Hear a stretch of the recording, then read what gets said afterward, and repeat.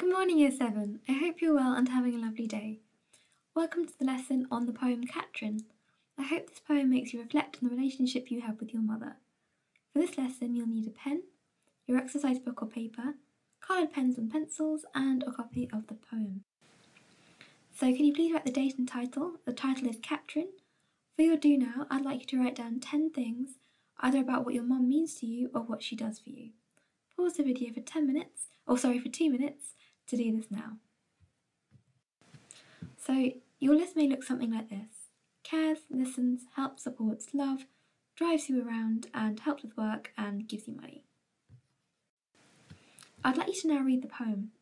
Try to visualise the images Clark creates as you read it. Use the glossary below to help you. Write the definitions on your poem. Confrontation, face-to-face fight or argument. Environmental, relating to surroundings, especially as they affect people. Disinfected, clean to destroy germs. And defiant, openly disobedient or angry. Pause the video for 5 minutes to annotate your poem with these definitions. Okay, so let's read this poem through together. I can remember you, child, as I stood in a hot white room at the window, watching the people and the cars taking turn at the traffic lights. I remember you, our first fierce confrontation, the tight red rope of love which we both fought over. It was a square, environmental blank, disinfected of paintings or toys. I wrote all over the walls with my words, coloured the clean squares with the wild, tender circles of our struggle to become separate. We shouted, to be two, to be ourselves. Neither won nor lost the struggle in the glass tank clouded with feelings which changed us both. Still I am fighting you off as you stand there with your straight, strong, long brown hair and your rosy, defiant glare, bringing up from the heart's pool that old rope, tightening about my life, training love and conflict. As you ask, may you skate in the dark for 1 more hour. I'd like you to write out the statements and write the matching evidence with the statement. Pause the video for 10 minutes to do this now. So, Clark's memory of her daughter begins before her birth. I can remember you as I stood in a hot white room. Clark describes her daughter's birth as being like a battle.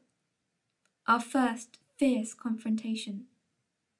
Clark uses an interesting image to describe the umbilical cord which bonds mother to child. The tight red rope of love which we both fought over. Clark describes birth as being the struggle for independence and identity, of our struggle to become separate. Ultimately, neither mother nor child wins the battle of birth, however both are changed forever. Neither won nor lost the struggle, in the glass tank clouded with feelings which changed us. Clark's daughter constantly tugs at the bond which united them when she was born, of our struggle to become separate. Make sure you've got all the answers written down. I'd like you to write a couple of lines explaining what the poem is about. Pause for 5 minutes to do that now. I'd like you to add this to your answers. The poem is about the birth of her daughter, Catrin, and her relationship with her. In this poem, Gillian Clark explores the emotions connected with being a mother. She wrote the poem to answer a question she once asked herself. Why did my beautiful baby daughter have to become a teenager?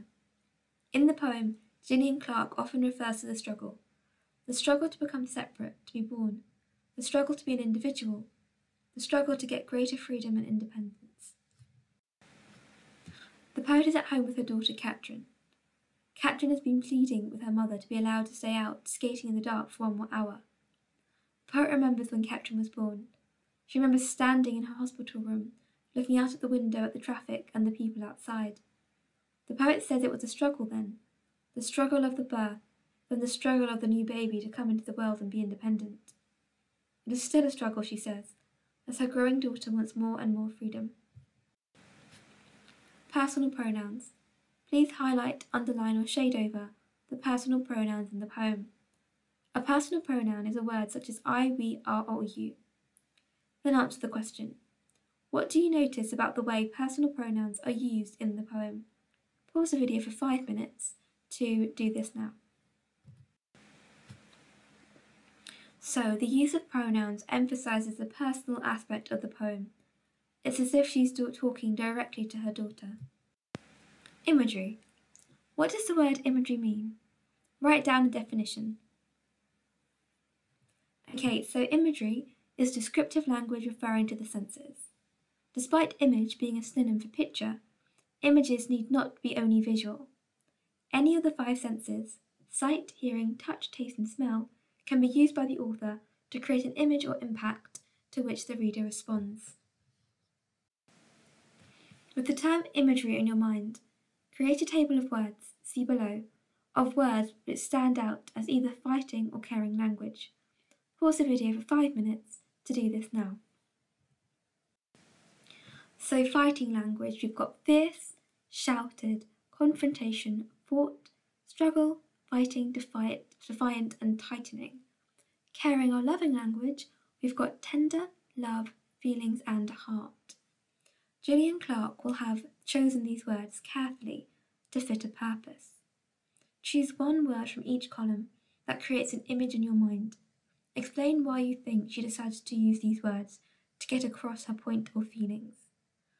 So, to give you a bit of structure, Clark chose the word confrontation to describe childbirth. I think she chose this word because, in choosing this word, she's trying to show. So that's the kind of thing I'd like you to write. So pause the video for 5 minutes to do this now. Poem structure. The poem is divided into 2 stanzas. Remember, a stanza is a bit like a paragraph.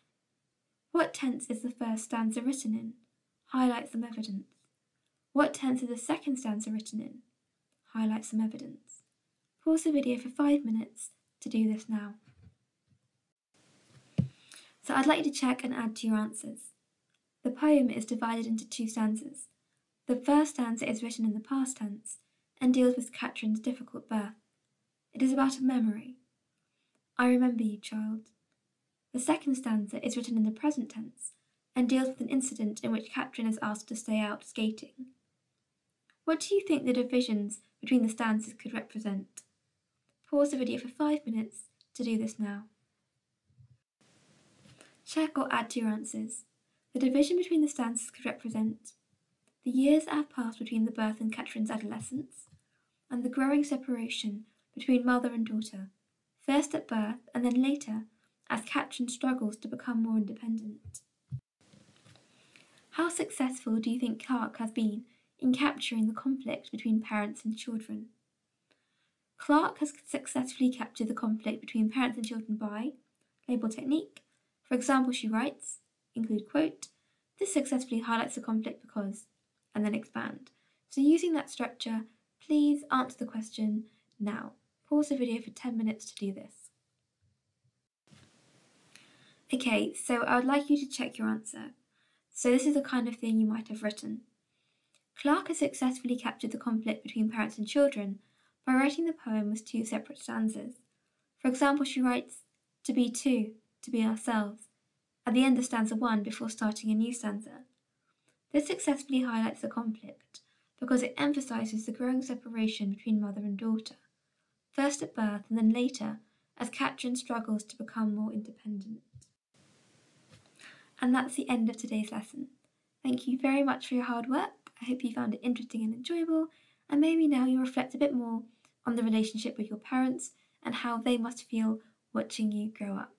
So thank you very much for your work today, and I'll speak to you next time.